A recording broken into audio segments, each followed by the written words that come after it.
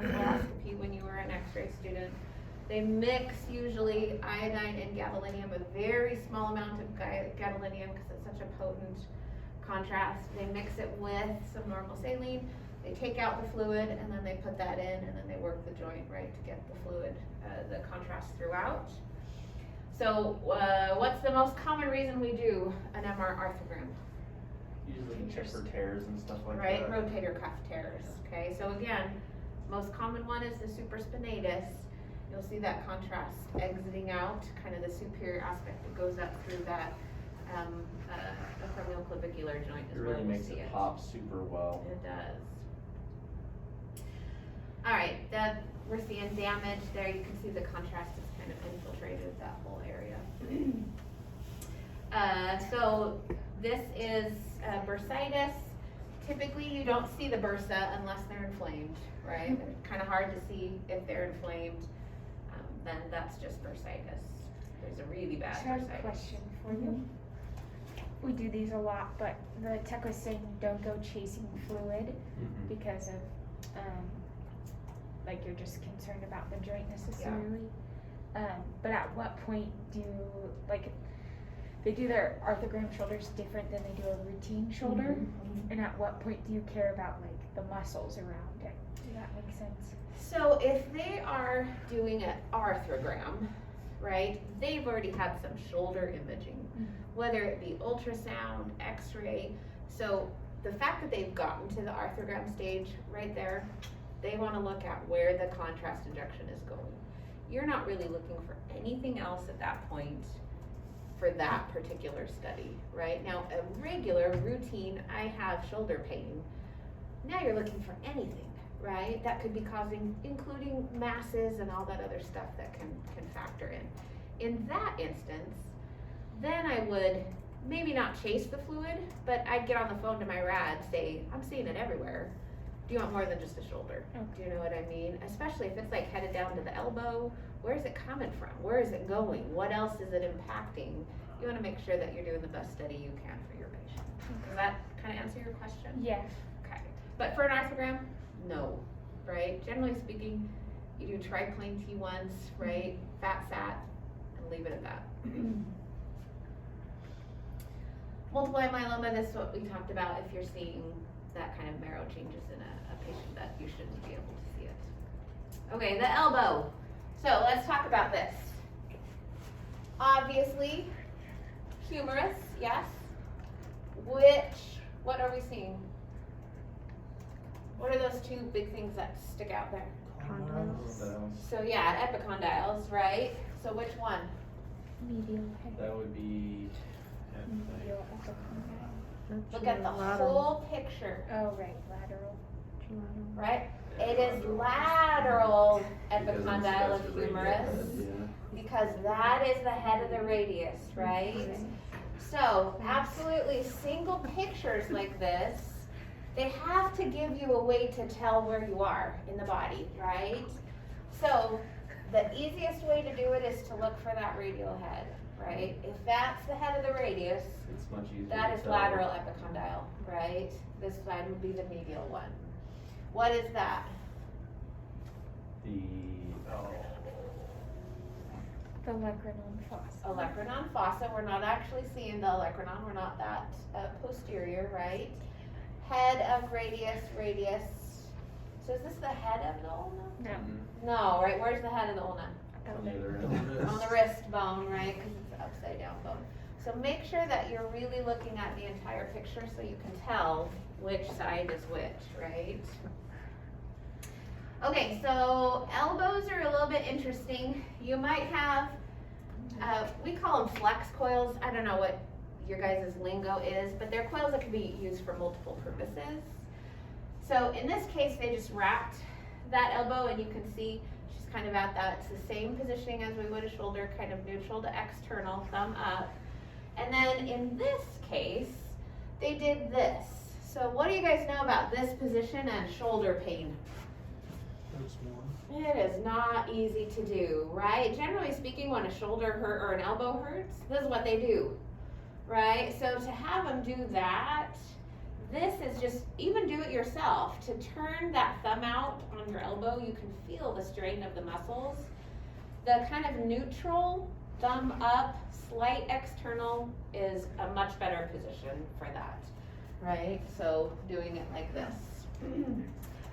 We're gonna get to the wrist. How many of y'all have seen the Superman position? You do it a lot in CT, I would think. That's Yeah. what we do the same So what do you thing. think about the elbow and the Superman position? So that's The how head's we, in the way, right? that's how we do it. Is that how you do it? Yeah. So it's a whole lot more comfortable on the patient to do it like this. If they'll fit, right? Obviously there's some patient dementia issues, but this is so much more comfortable than doing the Superman position because the head's in the way anyways, right? And to actually ask them to get the head out of the way is super uncomfortable. So if my patient would fit, I always try to do elbows like this because it's just so much more comfortable for the patient. I think they do it like on their side, and then they put a pillow. They have like the surface coil Mhm. wrapped up I kinda around it, and remember they put the how- pillow, and they just Yeah. lay like How do they this. do it again at IMI? I'm trying to remember how we did it. Like that, Like on, that. Okay. on your side. Oh yeah, where you're like Like- on your side. That's My right. goodness. Yeah, they have Can you the. imagine though? They give them Arm like falls 5. asleep. They give them like 5 pillows because Yeah. it's like. It's just, One between it the is legs. so much more comfortable to just do this. If your patient will fit, In CT, you do it that way too? no, Okay. because MR, No, I we're know, exciting yeah. that, right? CT, you're taking a picture of everything. No, in CT, we're gonna, and plus it's so fast, Yeah. right? They're not laying there for 40 minutes in this ridiculously uncomfortable position, so. You will see it all kinds though, just know, this is just the most comfortable for the patient if they can do it. Again, right, axial to coronal sagittal, that is your base protocol for any musculoskeletal. Now, radiologists, they'll throw all kinds of other stuff in there, right? But this is your base, triplane, T1s or proton densities, and T2s, a lot of them fat suppressed, right? So we can actually look at the bone. So in this case, we did an axial proton density, a coronal T1, not fat suppressed. We want to see a straight T1. One of those sequences needs to be a straight T1, right? And then the other two are T2s, fat suppressed, just to look for bright fluid, that kind of stuff. You might swap one of those out with a stir. They look very similar, right? So it's just kind of important to do what your rad wants, but you're doing all 3 planes. This is a very base elbow. So, what do we think about no phase wrap when you're doing long bones? It needs to be wide open, right? So, if that is your phase direction, which quite honestly it shouldn't be, but let's just, because that's the long axis of the anatomy, right? That shouldn't be phase, it should be frequency, but sometimes you don't have a choice. If you see that that is your phase direction, your oversampling needs to be wide open. Because otherwise what happens is you'll see these 2 bones up here, right? You're gonna get wraparound. You need to do everything you can to make sure that that doesn't happen. And elbows, like to truly plan like a really good sagittal, coronal, and an axial elbow, axial not so much, but those sagittals and coronals, man, you're adjusting all 3 of those planes and you're trying to see it 3-dimensionally in your head to get it, and then you gotta do the phase oversampling. They can be challenging studies, I guess is what I'm saying, right? And it can be hard for the patient to hold still if they're really hurting. All right, we kind of talked about this already. That is the lateral epicondyle, that is the medial one. Make sure you look at everything so that you can tell which side, lateral, medial, you're on. So, setup. Musculoskeletal setup. I follow all these MRI like pages, and so many techs, exams that they don't frequently do, they're like, how do I set up a wrist? How do I set up a hand? How do I set up? All right, so your axial set should be the first one that you run. How come? Set up everything else. Because the coronal and the sagittals are set up off the axial. Your axial set, you just need to be axial to that part, whatever that part is, right? And then for all musculoskeletal stuff, you're aligning to some kind of a bony landmark, right? So the shoulder, it's the scapula. You can think of it as the glenoid cavity, or you can just align with or 90 degrees to the scapula. You get into the elbow, it is the condyles. Draw a line between the condyles, right? If you are parallel to that line, you are doing coronals. If you are perpendicular to that line, you are doing sagittals. So the line for an elbow is the condyles. The line for the wrist is the styloid process. What is the line for the knee? It's the femoral condyles. The knee's a little different because of the ACL, right? So what do you think about an ankle? What would be your landmark? Where would you draw that imaginary line? The malleoli, right? We're gonna do the malleoli, and then the long axis of the foot. So as long as you know that, the setup and planning for them is not hard. You're gonna be axial to the part, then coronal, parallel with it. Pretty much all extremities are pretty similar to that. Even some internal organs are that way too, like Right. kidneys kidneys Yeah, are that like way. Like you kidneys. just like, oh, look at how the kidney's laying, and Yeah. then, like you just Unless set they it up. have, some ptosis going on, or they had a bunch of abdominal surgeries that moved them around, it's not that hard. Like a uterus is Yeah, another one. Where exactly. It's like, you just have to look where the uterus is, and you Yeah. can set it up off of that. So MSK scanning is not that hard. Okay, wrists, absolutely, Superman, right? You're getting rid of all the other anatomy. The wrist is well above the head. You don't have to worry about a bunch of phase wrap or noise in your image because of other stuff that's going on. This is more comfortable, just like it is for the elbow, way more comfortable to be in that position. But if you have to do that Superman position, wrist, hand, totally appropriate to do the Superman position. All right, same thing, axial, coronal, sagittal, usually 2 coronals, we like those. Can be stirs in place of those T2s. And again, oversampling because of the fingers and the forearm. If that is the phase direction, you want to make sure that it's nice and wide open. Okay, so we're gonna go back to this picture. So, is that the thumb? No, it's the pinky. And you know that because Scaphoid. That's what I look for personally.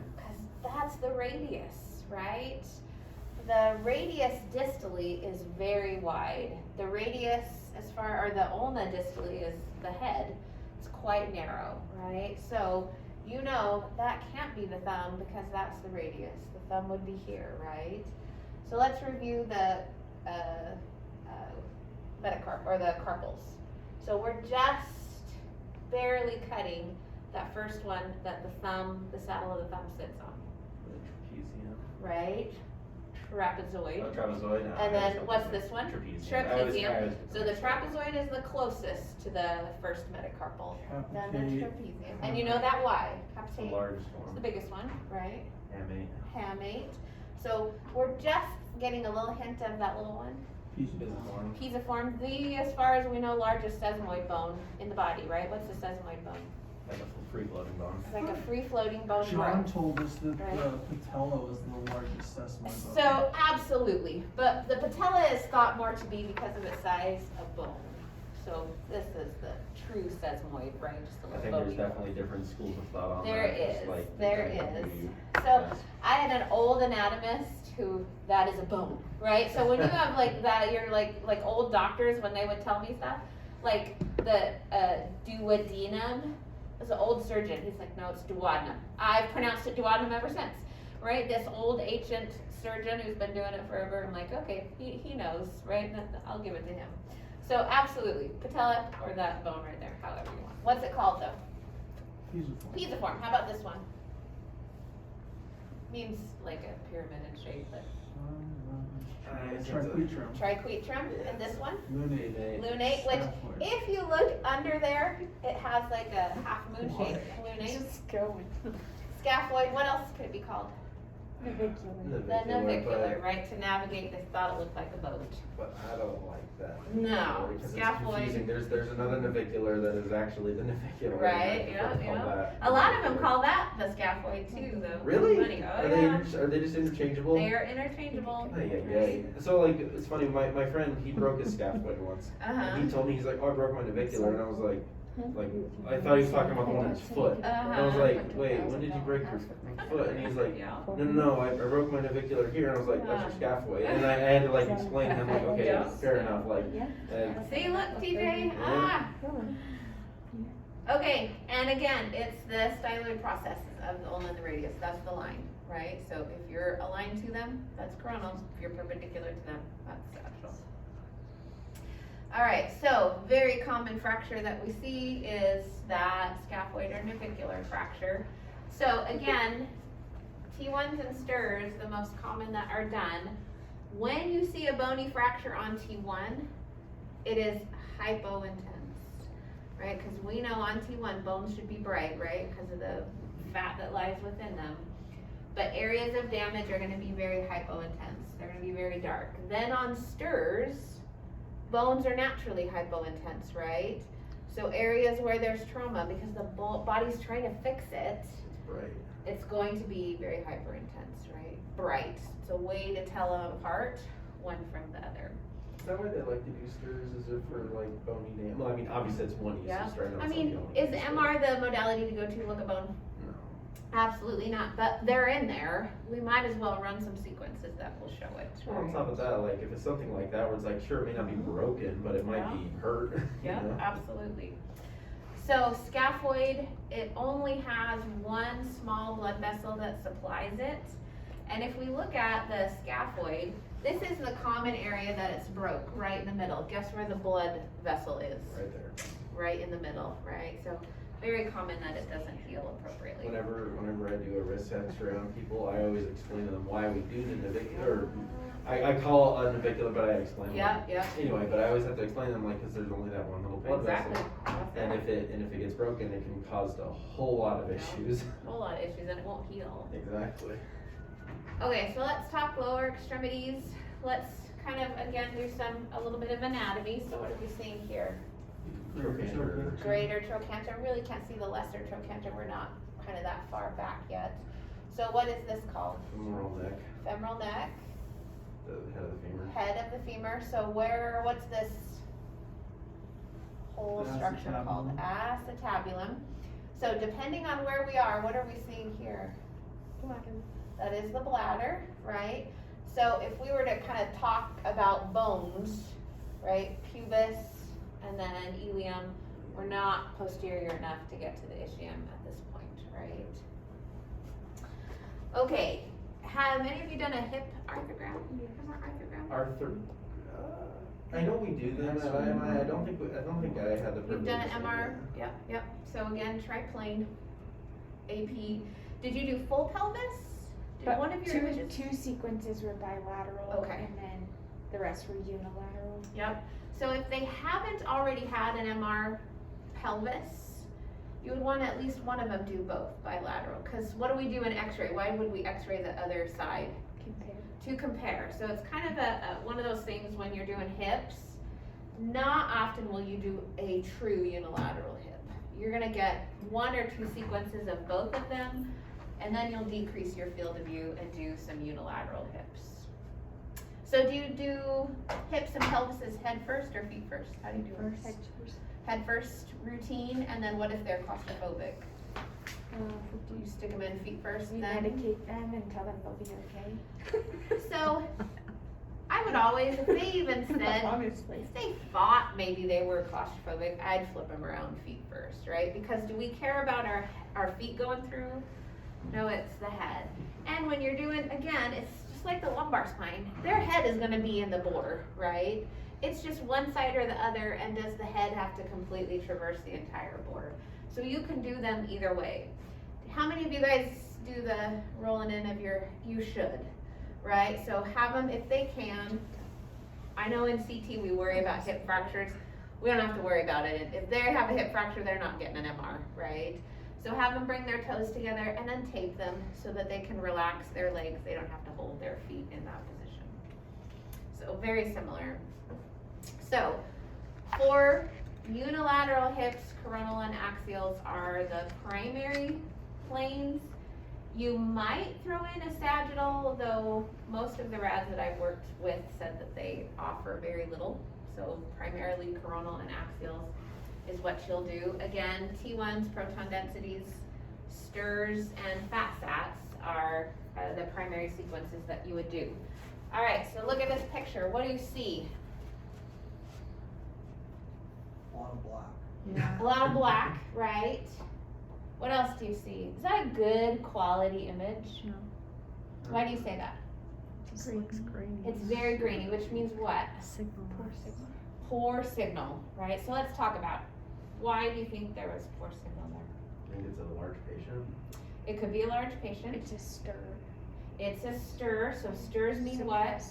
Signal already. Right? We've voluntarily not gotten signal from an entire tissue, right? So in the case of a stir, it would be fat. What else?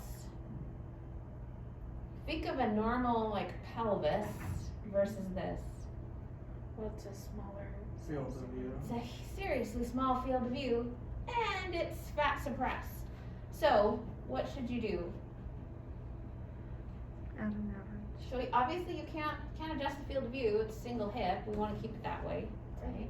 Add a next or Add an X. Should you have ran this at an X of 1? no. Probably. No, right? You would have need to do a 2 or 3 next average samples, So whatever you want to call if it. you did that, I just wanna, if I got this correct in my brain, Yes. if you did that, that would increase your time, correct? Absolutely, it would. So what else could you do then? Oh, What else this could is you one do? of the things. You would what? Drop your resolution. So No. your phase matrix absolutely would decrease your time, right? So you could drop your phase matrix. What else could you do? We haven't really talked about it a lot, but For, Bump your TR. no, to do what? we We're don't trying really, to add signal? decrease. So we know if you go next 1 to 3, you just upped your time quite a bit. Absolutely decrease your phase matrix a little bit. Stay If you- still with high resolution, but what else could you do? If you wanna drop the time, if you wanna drop the time, you can drop the oversampling. You can adjust your oversampling, but you could also turn on parallel imaging, right? Your speeder, and we're gonna talk about this, your grappa, whatever you wanna call it, right? They all have different names. We're gonna talk about that. So if you know you need some signal, and going from an X of 1 to 3, you know what that's gonna do to your scan time. You can use your parallel imaging, right? It's a scan time reducing technique. It's the primary way that we do it. We use an acceleration factor. We're gonna talk about that. That's one of the main ways that we decrease scan time. All right, so bilateral. This is your setup, right? You wanna make sure, this is a coronal, you're truly coronal to the hips, right? So the landmark that I always use is the symphysis pubis, right? You can see the symphysis pubis would be right here, slightly at an angle, right, for the coronal. And then you have a nice wide open field of view. Again, we wanna make sure that we're seeing a good amount of the femurs on there. And then your unilateral setup, you're either with that greater trochanter neck there, or you're 90 degrees to it, right? So you're going with for the coronal, 90 degrees for the sagittal. And then if you do a unilateral axial, oftentimes the bilateral docs are enough with that. So very common reason that we do hips is AVN. Do you guys do this in CT to look for blood flow, avascular necrosis? Haven't seen it? So AVN is more common in the hips than other parts of the body because, again, kind of like the navicular, the femoral head has one vessel. It goes through that fovea capitis. And so fractures to that area, it can be hard to heal, or they take a long time to heal because of that lack of blood flow.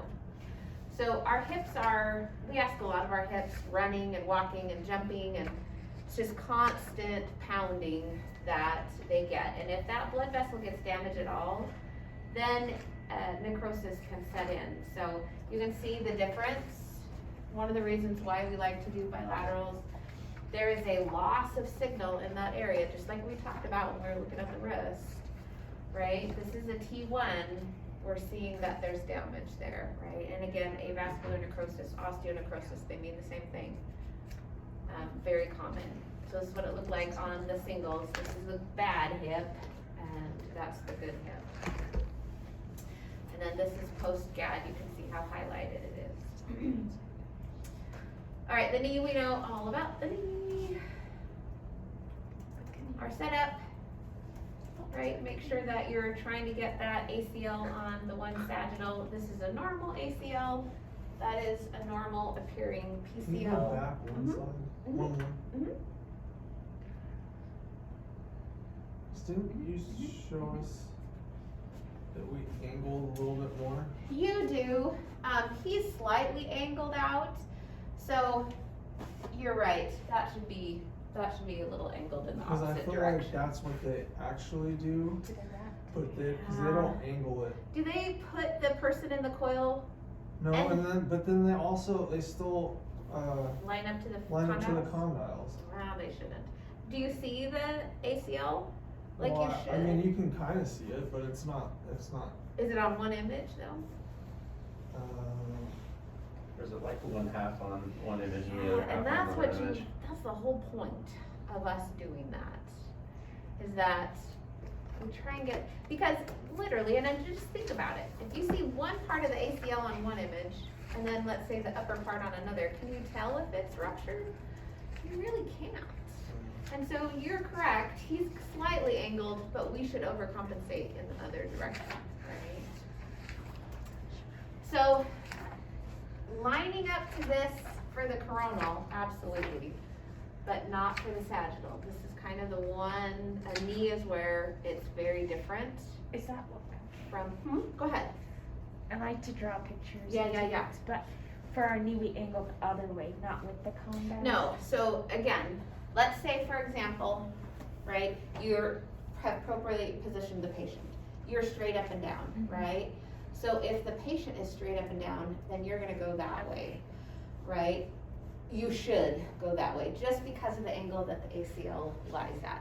So if he's straight up and down, he's kind of angled that way, but not enough. If he's straight up and down, then you would go the other Okay, direction. gotcha. Yes, No. you would. So if he was laying out laterally, you're straight up and down, right? Okay. But if he comes back, then you're gonna do that same curve the As other that direction. knee is right now, shouldn't the line be going to our right? Clockwise, yes. So if you have a Uh, right So knee, you if go to he- the I left. agree If you have a with- left knee, you go to the right. Yes, yes. Yeah, cause it needs to be, aligned with the, ACL. yeah. To the ACL, right, And- which this isn't the. And you best guys just view of align it. with the condyle. So if they Yes. go outwards, then you just, like if the knee goes left, then Yeah, you go but left. Yeah. our line, like as that knee is right now, your line should be out this way. Yes, For St. Luke's, that's For- how you yeah. guys. Okay, That's what I'm so thinking, he yes. is externally rotated slightly, right? So that's the position that he is in. Okay.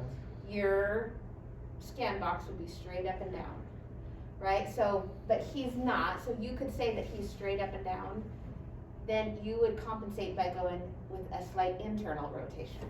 So this, That's if we're how- talking about the correct knee, Yeah. you would go slightly that way. Yeah. That's how you Yeah. position Cause it. you, See, cause you we go off don't- with the lateral it might be a condyle. loose thing because I don't either, I They mean, go with the. I go with the condyles, That's what condyle. he's I saying. Yeah. go with the condyle until I get a good look at the ACL, then I Yeah. usually go off of I that. feel like the times that you've shown us in So it lab would last look time, like you this. would be, You would go like this. Ooh. You gotta grab If the it'll little- let me. Yeah, you gotta grab there. that's the other way. yeah. Yeah, it should be about right there-ish, yeah.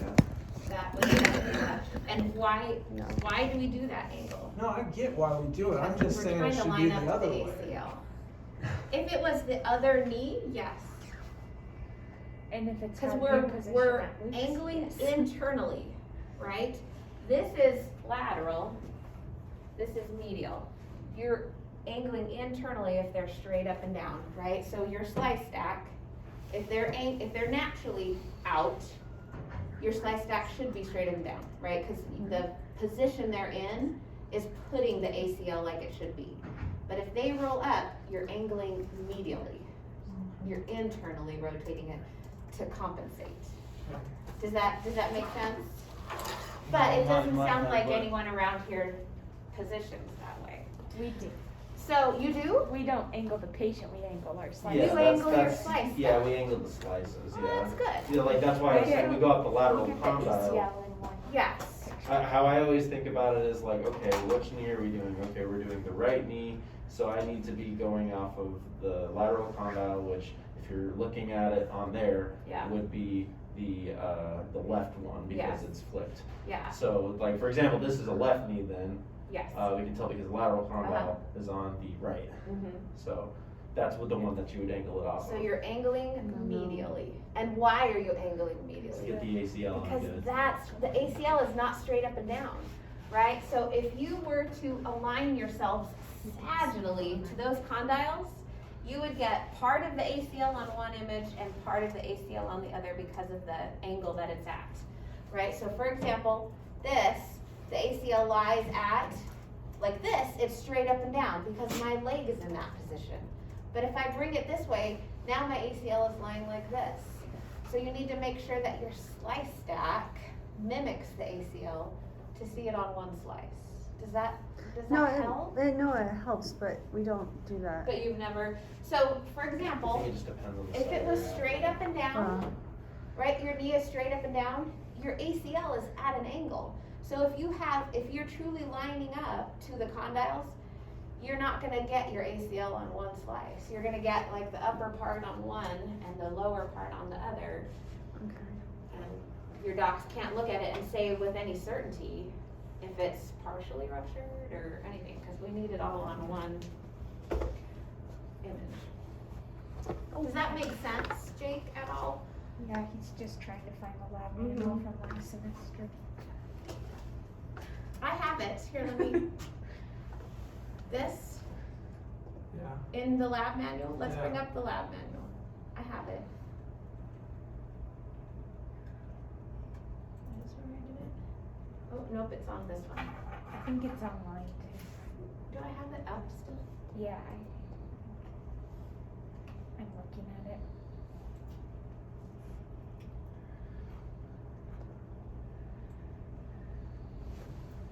Page 28.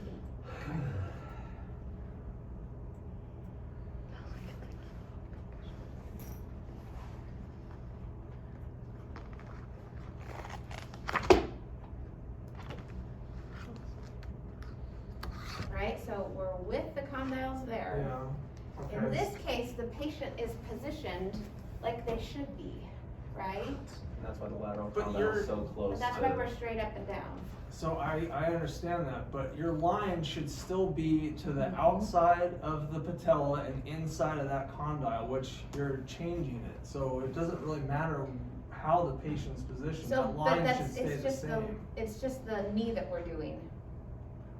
Right? But look at your line on that one compared to what you just had. But that's- It should stay the same. I see what you're saying. So but then that's with it. So, Because he's already, are you saying it's like this? Yes. Is what you want? He's already angled that way, right? You need to angle in the opposite direction. This one, I'm straight up and down because he is angled in that way, because It's he's different. rotated. Yeah.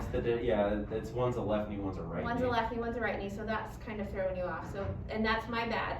My PowerPoint presentation, I should adjust so that it makes sense. But if he were, let me bring this up.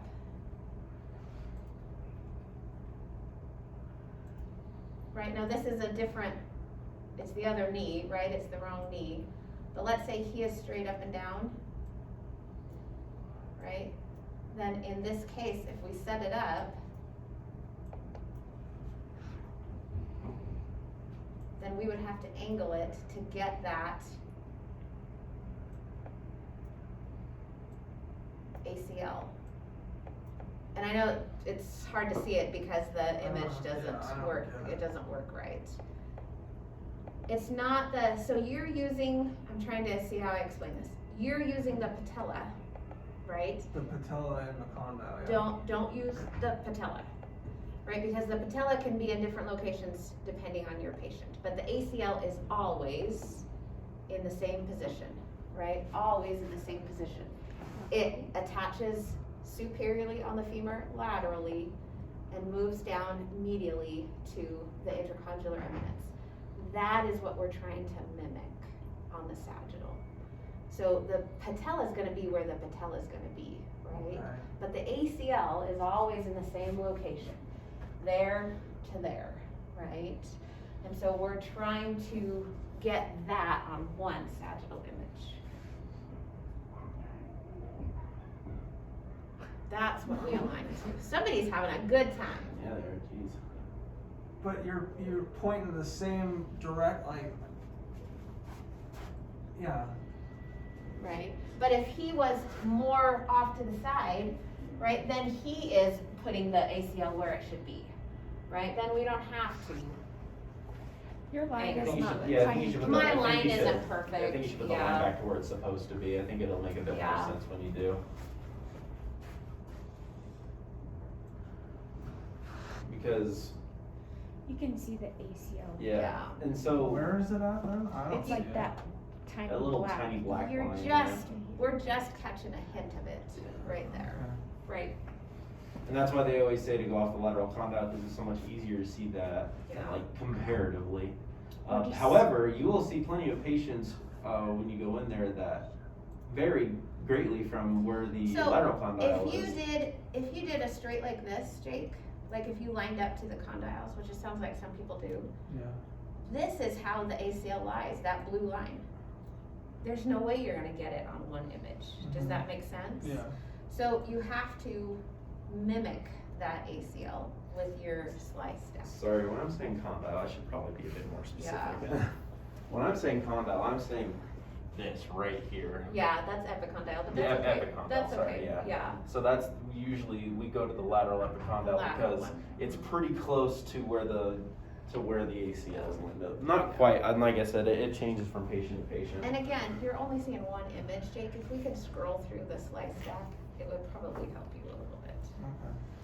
But again, this is why we don't line up to the condyles on the sagittal, because you're completely off of where the ACL Yeah, is. sorry, I should have said the epicondyle, not condyles. Yeah, That was my yeah. fault, sorry.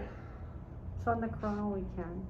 The On the coronal, sagittal, you can, yeah. the And sagittal. that's usually what we do. And is you we trim saw that the way. coronal that we reviewed the anatomy on, it is not a good view for the ACL, right? So we might as well be truly coronal to those condyles, which is our landmark.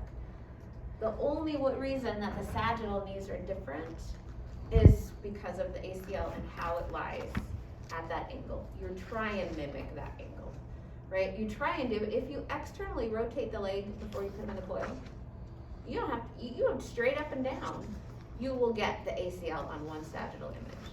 But if you put them straight up and down in the coil, then you need to medially rotate your slice stack to adjust for it. Quite honestly, it's like, I just want you guys to think if you're at home and you're relaxing, your feet naturally externally rotate. So it's a more comfortable position to allow them to do that than to put them straight up and down anyways. Usually you gotta pad it because you don't normally just lay there with your foot straight up and down. So that slight external rotation is actually more comfortable for the patient within the knee coil itself. Then you would just find the apex and make sure that that's centered in the coil. Does that make any sense, Jake? It makes more sense than it did. And then I think that No. TJ, whoever taught you that, it's actually pretty good to align to the epicondyle. Yeah, and If like you I have said, questions. it's not The a, lateral yeah, epicondyle. it's not 100% either, because I've seen plenty It's of not. patients whose ACLs are really wacky, and you have to And if go they're more or post-surgical, less. they're all over the Yeah, place. exactly. So I think that is a thought, but scroll through your slice stack and look at the ACL, right? And make sure that you're lining it up appropriately. You can see it on. Sorry about the purpose. confusion, I should have. No, that's all right. I should have It's all said right. epicondyle, because you're right, that is the epicondyle, not the condyle, so. It's, so, like Lori is saying they do this, I just think that's bad. I mean, I Wait, would never like wait, go they- into a place They do- and they say do that, but. condyle for the, I can see that on both. oh, that's weird, that's weird, yeah. That's- I understand the condyle if you wanna do the, for the sagittal, or excuse me, Yeah. not sagittal, for the, No, because he said he does it too. coronal imaging. where are you at? Luke's Boise and I was at Luke's Meridian. And And you're he's at, at Luke's, you're at Luke's Meridian, right? no, he's at Luke's Nampa and he's doing the same thing I'm as at Luke's. I And am. you're Luke's? So does the same rads read for you guys as you? No. We have our own, we have what's called Gem State, and Gem State reads for us. I can't believe that the rads are okay with that. Kind of sloppy position. Because they can't, what are your slice thicknesses? I mean, if you have a huge slice, then I could see you would get the ACL because your slice is so huge, but. I'll have to look. But it's a small piece of anatomy, so I'd hope you're not using massive slices. Yeah, I don't. You shouldn't, I'll just say that. Do it. This, I made you note. should line it up appropriately to the ACL. But, So when you go to Unfortunately. get your job at West Valley. so, you and don't this like is it why, that Jake, way. it's because of how it's positioned. No, I understand the Yeah. concept. My Yeah. my hang up was how you were lining it up. Don't use this, because that's not the best. Yeah, it's not the best. The condyles aren't the best, the patella isn't the best. How TJ does it along the epicondyle, the side of the femur, is probably the best way if you're looking for a true landmark, other than just, In finding it. Finding the Sometimes we've been ACL able and to do use it. exactly, like if they're slightly externally located, you can just keep that Straight up and sucker down. straight up and down, Yep. and it works Yeah. just fine. So there's all the ligament, we talked about this last semester, just kind of show you the normal, versus abnormal, right? So trauma knee, usually the injuries are multifaceted, meaning there's more than one. So with the ACL, because of how it attaches, it goes from medial to lateral, it attaches, come to the lateral intercondylar eminence of the tibia. Oftentimes you will see damage to the lateral epicondyle of tibia. If you do a stir, you'll see how it's damaged there. That can happen just from the pulling of the ACL. Oftentimes you will see meniscus tears in addition. So the bucket handle is one of the most common, but there's many different kinds of meniscus tears. And again, we talked about this last semester. So there you can see the tear in that posterior horn on both of them. So this is what I'm talking about. On the coronal, you can also see it on the axial, because usually the axial is fat suppressed. You'll see kind of that area of damage on the tibia when the ACL is torn. And this particular patient had a meniscal tear. You can see this is how it's supposed to look, right? Those anterior and posterior horns, and then that medial meniscus is basically gone. Bucket handle tear, the double PCL sign, very common. Is it 100% you're gonna see a double PCL with the bucket handle tear? No, right? Because it can flop back and forth, which is why it gets its name. So you only see the double PCL if it's flopped over towards the medial aspect. If it's where it's supposed to be, you're not going to see it for that moment. But the people, your patient, it clicks and clicks and clicks, and then it can kind of lock up. And if you see this, generally speaking, it's the medial meniscus that is affected. Grades of tears, so 1 or 2. So this is an example. You can see 1 and 2, they're not full ruptures. So the ACL, because it's so common, this is why positioning is so appropriate, is because if you got one part on one image and another part on another image, you wouldn't be able to even see that damaged area. MCL rupture, probably the second most common knee injury. We can see just how damaging it is there. And then this is kind of multifaceted with all those different areas. ACL ruptures are pretty damaging. Baker's cyst, also commonly seen. It's just a cyst that lies at the back of the knee. Have you guys seen this? I actually have seen a Baker's You have cyst, seen a yeah. Baker's cyst?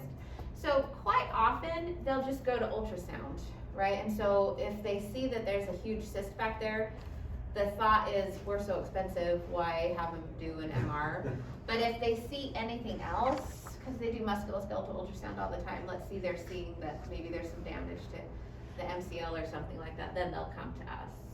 But that's what it looks like on ultrasound, huge cyst, and then this is what we see. Do they just drain it? Usually, But yeah. it comes. If it comes back, then they'll go in and remove the whole pocket. But typically that first time, they'll just drain it and then see what happens. Comparing T1 and T2, you can see that they're very, very much the same. The biggest change is gonna be how dark the muscle is on T2. So if you see them both, one, the muscle is slightly more gray. That one, the muscle is slightly more dark. You can see a little bit of difference in that aspect. But why is fat bright on both T1 and T2? Do you guys remember? It's a It's a liar, total liar. Why is it a liar? What kind of pulse sequences always ran for T2s?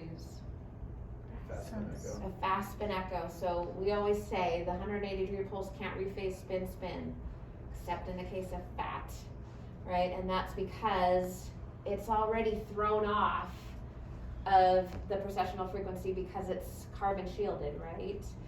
So in the case of a fast spin echo, those rapid 180s, it actually can rephase fat enough that it shows up bright on T2 as well, right? It's called J coupling. So usually it's not quite as bright. These two images, they just almost looked identical. You can't really see up there, but if you look on a monitor, you can see that these T1 set, they're slightly more gray, the muscles, and they're slightly more black over here. And then this particular patient has some damage. There's a little bit of bright fluid in through here. That kind of changes it as well. Osteosarcoma of the bone, primary site is the distal femur. So if you see that, usually it's young kiddos. This is the x-ray that they did. And then they come in and you see that huge, great big thing. So what they do is they try and save the leg. So they go in and they cut it off where there's healthy tissue, and then they basically do a knee replacement.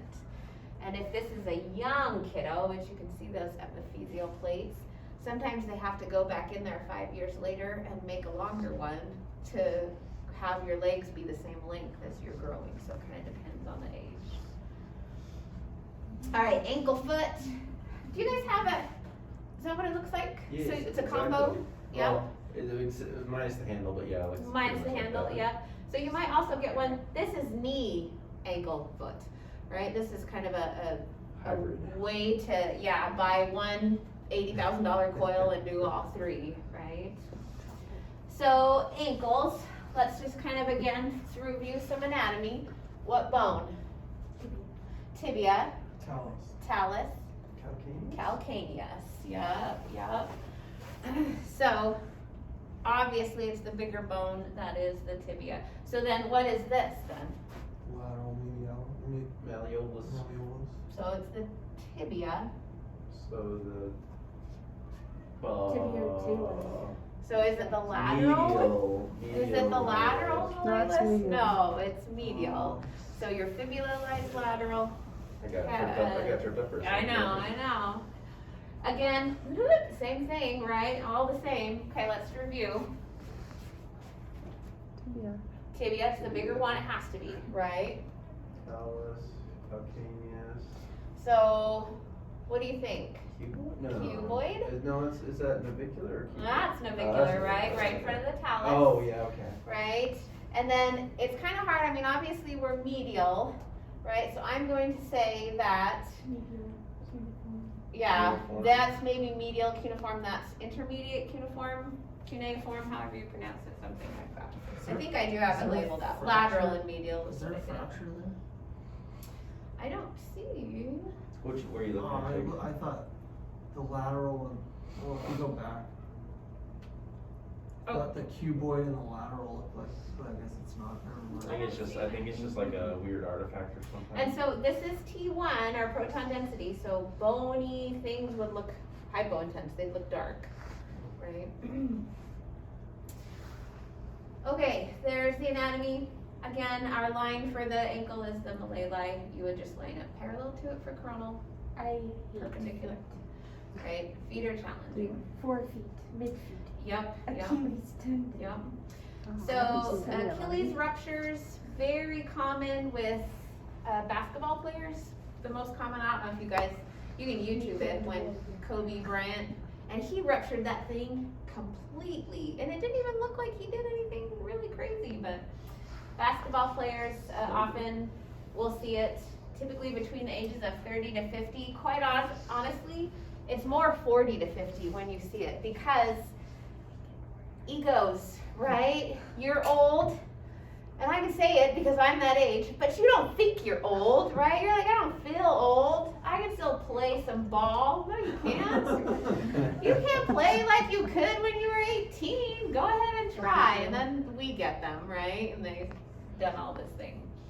So pain, swelling, audible snapping sound is what so many people Wow.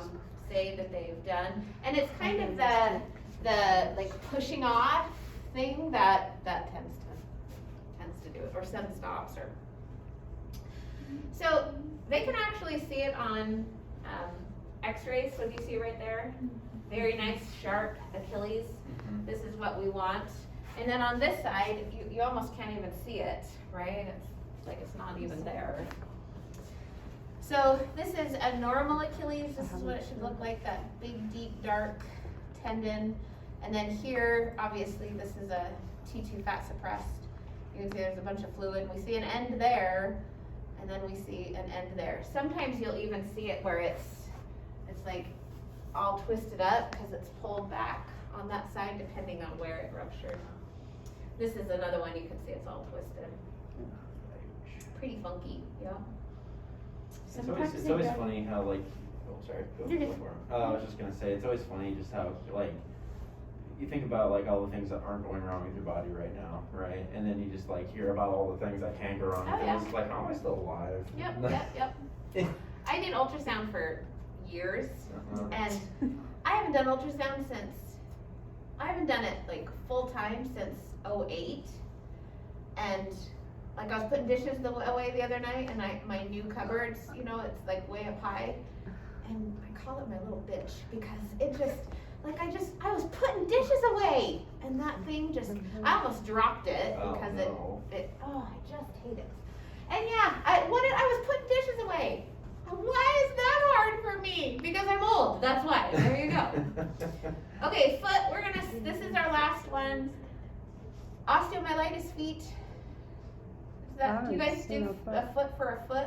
Or is it usually diabetic patients that you're looking at a wound that doesn't So heal? recently at the Mhm. hospital, that's all I've been doing is like diabetic patients Yep. that have got like a wound, and it's like, That oh, doesn't their heal. toes are falling off. We better look at those Exactly. toes. So what they're trying to rule out is osteomyelitis. So myelin covers all the bones, it becomes inflamed. That is osteomyelitis. Almost always it will be a diabetic patient that has a wound that hasn't been healing, right? These should be done with and without contrast. This is the only with and without extremity I'm gonna talk about because it's just so commonly performed. Can you see So- maggots on MRI? On On MRI? maggots, Yeah, like on the tissue, yeah. hopefully they've cleaned them out before they send them to you. But even when like the true gangrene, I know you guys, because of CT, but oh my gosh, it's overwhelming. I had a toe with maggots in it. They didn't crawling even in it. clean it? No, For her those X-ray. X-ray. Oh my There That, was that must have been flies. like a super stat order or There was something. flies I in feel like the, diabetic feet, you see more in X-ray than CT. see a lot of Yeah, them. you don't really see it. We see them all the time in Yes, MR. say it. Literally all from the what I've time. seen in MR, I've only been there for 3 weeks. Well, technically 2 weeks because I wasn't there at all Yeah. last week. But I've already seen like 4 diabetic But feet. you're at a hospital, Yeah. I right? haven't So seen clinic, them. you wouldn't, because they always come down from the floor of the hospital. Okay, you want to hear the most disgusting thing I've ever done? I'll stop again. I know. So I was doing a mammogram Oh. on a very large lady, so large that she couldn't hold her own body weight, so she was in a wheelchair. And she had not as big a breast as you would think, but they were still fairly large. And so when you're doing a mammogram, the first picture that you take, or one of them, is top to bottom. And so you grab the breast and you put it up on the plate, Mhm. and then you flatten it out. Anyway, so I reached under her to grab her breast, and I put it up on the plate, and I felt my pinky hit something. Oh. And I put it up on the plate, and then you kind of drag her, because you don't want the boob to go one way or the other. You just want it to come straight off. And I looked, and there was a piece of tissue on my finger. And I kind of went like that because it freaked me out. I didn't know what it was. Have you guys seen those skin tags like people have those Yeah. little? Lord. So that's what I thought it was, and I'm like, my God, it came off on my finger. And so I went like this. After she was all done, I kind of went to clean it up, and it was molded peanut butter. I was like looking at it, and I'm like, oh my God, it's peanut butter. How long has that peanut butter been between her boobs? I don't know. That was so disgusting. And then my partner, who also did mammograms, she was doing this same lady the year before. She said she raised her boob up and a spider ran out. Oh my god. Now, I didn't see that, but I could totally see it. Take a freaking bath. She you know? wasn't My joking, goodness. she was She being was serious. dead serious. People need to learn how to clean themselves. Like, No, and seriously. you could smell, she hadn't cleaned herself in a long Peanut time. butter. Like, if you were to guesstimate about how heavy was she, like 600 pounds? You said she Uh, could hold her own body weight, so. I wanna say she, well, she was that. pretty, like if she were standing, she wouldn't have been a tall lady. So I'm guessing for her statue max, she was 450, Okay. but The only reason I ask is because 450 on like a 4'12" person. That's true, yeah. I have a friend who's 450 pounds. He's 6 foot, so. So, like I did an MR on a guy who was 6'8", he was 380. You would not have looked at him You'd and been thought like, oh, he was 380. 380 pounds. He was just a big, big dude. So Right, so it kind of depends on. there's your height. there's an X-ray tech. If any of you went to Luke's downtown, you know Kent, right? I don't know if anyone, but yeah, Kent is a guy here at Luke's downtown. He's like 6'8". He's a big dude. And I asked him because I was curious. I'm like, oh, how much do you weigh? And he straight up told me he's like, I'm 325. And I was like, I would have never guessed that. Like, no, I would have been like, you don't look like you're that heavy. Exactly. Because he's not he wasn't a lean guy, but he was pretty built Yeah. up. So like, yeah, that's like one of those things. Was like, I would never want to tussle with you ever. Yeah. You throw me. So whenever you're looking for infection, T1s and stirs, that's all you need. And then your post-GAD sequences, triplane, T1 fat saps, right? All chemically suppressed. That's all you need when you're looking for infection. So this particular lady, she was a diabetic patient in her 60s. So you can see we're looking, they did a T2 fat sap, which can be replaced for the stirs, but the stirs are good just on their own. And again, so bone is dark, hypo-intense. Pathology is going to be very hyper-intense. It's going to be bright. So you can see all the infection that she has deep in those bones. For feet setup, so there's a lot of conversation about setups. This is a sagittal. You might see some patients or some people that angle to the metatarsals. So with that, it's which bone are you looking at? That's huge. So for example, if it is metacarpal or metatarsal 1 that you're looking at, should you put that big of an oblique on it? Because you're actually going to distort that bone, right? So the thought is, and again, this is not written in texts or anything, this is something through the years. If that's the bone you're looking at, you shouldn't angle at all, right? Your sagittal should be truly sagittal to the part, not the bones. But if it's any of these bones that you're looking at, then angle to them is kind of the thought. Sorry, I know I keep interrupting, no. but similarly, I did a diabetic foot Uh-huh. actually just yesterday, or maybe it was 2 days ago, I can't remember. But he had a wound on his toe, and so the way I was originally setting it up for the it was either for the sagittal or for the coronal, I can't remember which one it was. But I kind of did like the happy medium thing where it's like, oh, just do a happy medium for all the bones. Mhm. And the tech asked me, she was like, okay, well, what are you looking at specifically? And I was like, oh, the wound's on his big toe. And his big toe did this thing where it like went down and like shot up. Mhm. And so she's like, okay, so normally what you're doing isn't a bad thing. However, since they're looking at that big toe, what you should do is you should angle to that toe because that's what they really care about. Yeah. And so literally I took my angle from like a happy medium to like way different Yeah. because the toe was so much different. So you wouldn't want to angle this way if that's the bone you're looking, which in this case, we were looking at that one, right? So you would keep it just straight for that one, is the thought. The coronal, now we're gonna do it that way because we were straight up and down on the sagittal. We are going to see it as it sits in the body on the sagittal. So for this one, you can do that angle, plus you're seeing the whole entire foot. So as long as you're seeing it on one plane perfectly as it is, then the thought is the others you can angle appropriately. Axials are a little bit different. So you heard, she was saying 4 foot or, so because of how long it takes to do a study in MR, if we were to do axial images of this whole entire foot, that would be such a long sequence, and feet tend to be kind of technically challenging. And so for the axials, because we're gonna get the whole foot sagittally and coronally. For the axials, we tend to focus it over our area of concern. So, for example, if your area of concern was the toes, you would scan axially through the toes, right? If you're not concerned about this area, don't do it. You're gonna see it on the coronal and the sagittal anyways. But you could see this patient's area of concern, even on the scouts. So that's where we're kind of focusing. She didn't have any issues on her toes, was all closer to her ankle that her pain and skin issues were. And this is what we saw. You can see again how damaged those bones were. Hypo-intense on T1, very bright on T2, and then post-SCAD, we see enhancement right there. So yucky bones. She ended up actually having her foot amputated. So because it wasn't in her toes, it actually would have been better if the infection had been in her toes, because they could have just taken the toes.